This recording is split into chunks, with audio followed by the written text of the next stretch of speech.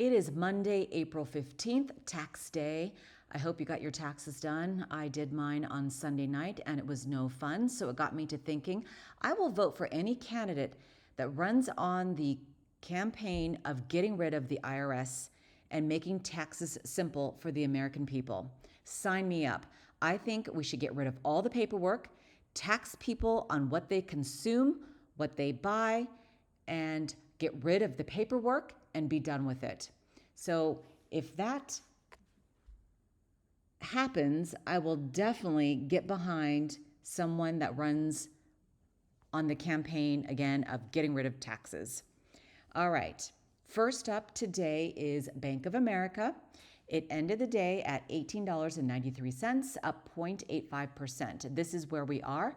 To the north side, 1952, 2029, 2066, 2104, and to the south side, support 1876, 1838, and 1801.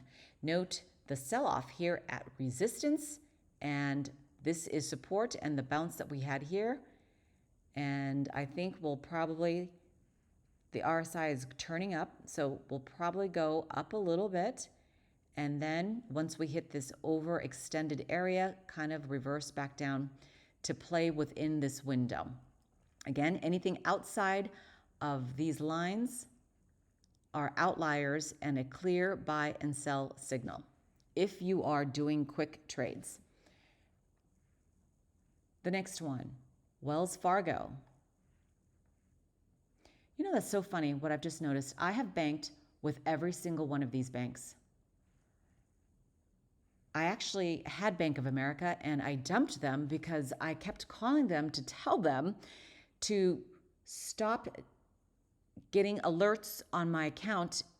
Every time I made a purchase, they would put up a red flag if this was me, if this was fraud, to call them. And I told them that if I have fraud, I will call you. And I set the account so that it wouldn't trigger alerts, but it kept doing it. Every time I went shopping, I'd have to text one or two to confirm that was me, and it drove me batty.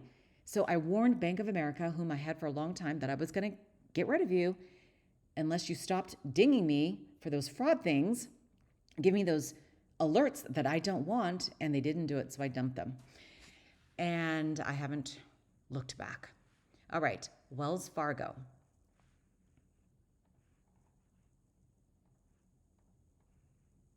We've got a gap here. I'll just mark this out really quick. To the downside, unfortunately.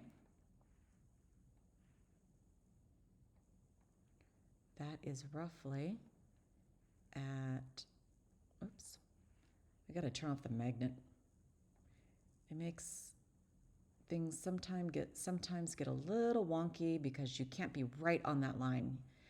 All right, to the north side, 5778, 5819, 5857. To the south side, 5621, 5580, and 5542.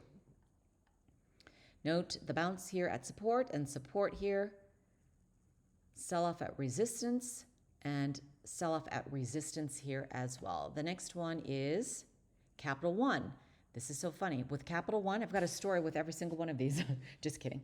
I won't bore you, but I have to say this.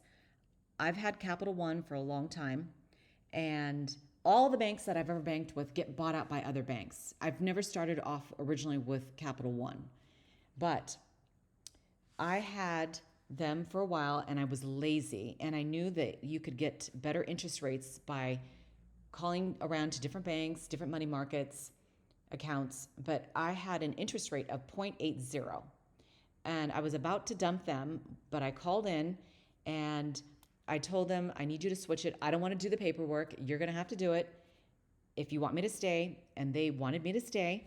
So they switched me over to a different account. And now I get 2.75% interest going from 0.80.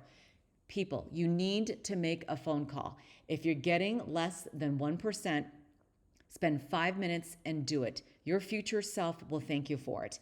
These banks get away with everything unless you call them up and switch accounts or switch tiers or whatever you want to do, threaten to close out, and they will make changes for you.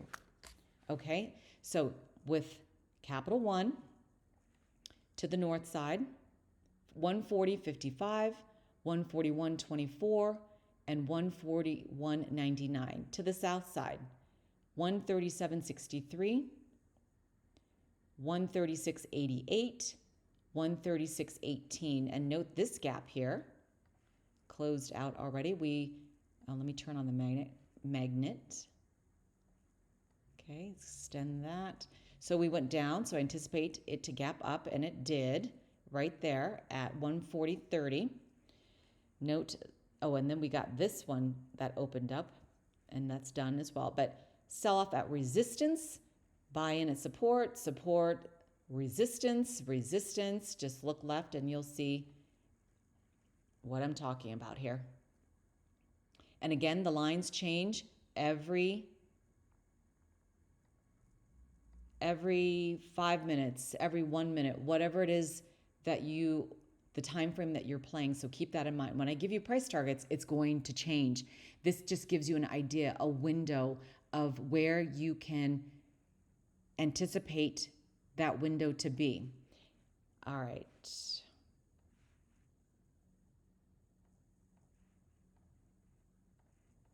And finally, Chase Bank.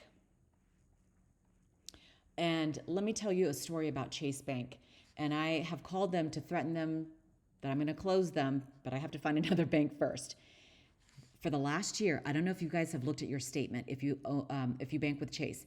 They have been dinging my credit now, or I shouldn't say dinging, looking at my credit once a week. They used to look at it once a month like Wells Fargo does, and they still do. But now JP Morgan does it once a week, and that can affect your credit score big time if you are like me and make major purchases, because I buy many things at Home Depot and Lowe's and other places for my assets. And it can affect your, I forget what it is that they call it when you have a percentage of your credit that you use, the percentage of use. And that fluctuates with me big time. And I called them up and they blamed the third party, which is Experian or whatever they use. Well, guess what? That third party is allowed to do that because Chase allows them to do that on their website. So don't give me that. That is a terrible excuse. And when JP Morgan does that once a week, that means your credit score in general will be low because of the open credit that you have. So be aware of that. Look at your credit and note why it's going down so much.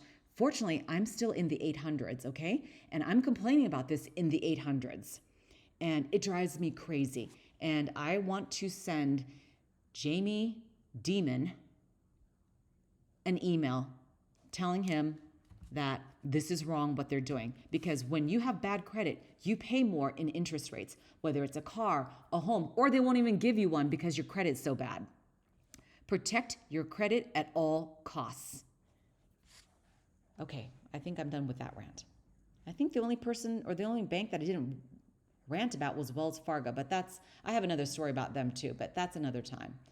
It's just that when it comes to lending and homes, these banks are very traditional. You will not be able to get another house loan, a residential loan, if you own so many, because they don't understand investors. That's not who they're trying to go after.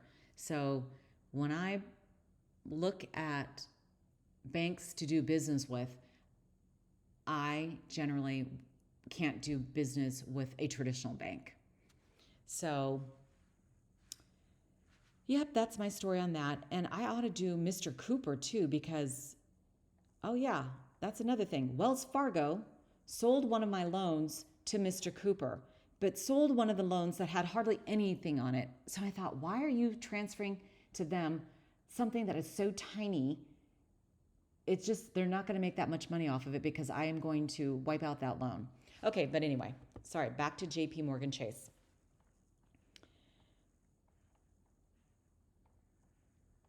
Which, by the way, bought out WAMU. I used to have WAMU. Every bank that I've ever touched has been bought out by another bank. I am the death of banks, I swear. It's so funny. Okay, so here are your targets. 186.30. This lines up with 3 standard deviations and resistance, and a potential take profit area. 188.79. 191.31 and 195.19. To the south side, 181.22, 176.06,